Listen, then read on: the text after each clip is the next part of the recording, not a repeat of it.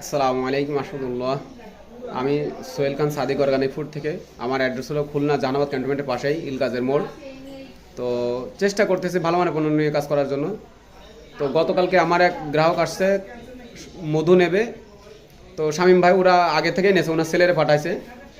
তো আমার মধু বোতলজাত হাফ কেজির বোতলজাত করা হয়ে গেছে, এরকম হাফ কেজির বোতলজাত করা হয়ে গেছে সরিষা ফুলের মধু।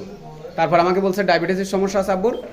তখন কিন্তু আমি বলছি যে সরিষা ফুলের মধু দেওয়া যাবে না, কালো জিরা ফুলের মধু দিন। তখন ওর ভাইয়ের সাথে কথা বলা হয়েছে, কথা বলে কালো জিরা ফুলের মধু এরকম হাফ কেজি কালো জিরা ফুলের মধু নিয়ে গেছে। নিয়ে তারপরে কিছু টাকা বাকি ছিল আজকে দিতে আসছে এবং বললো যে গতকালকে রাত্রে খাইছে, আজকে সকালে খাইছে এবং ডায়াবেটিস কমছে, আলহামদুলিল্লাহ ডায়াবেটিসের উপকার হচ্ছে। মানুষ মনে করে যে ডায়াবেটিস থাকলে মধু খাওয়া যায় না। তো আলহামদুলিল্লাহ একজন গ্রাহক যে আল্লাহ যে বলছে যে মধুতে শেফা আছে, তো কালো জিরা ফুলের মধুটা তার বাস্তব প্রমাণ যে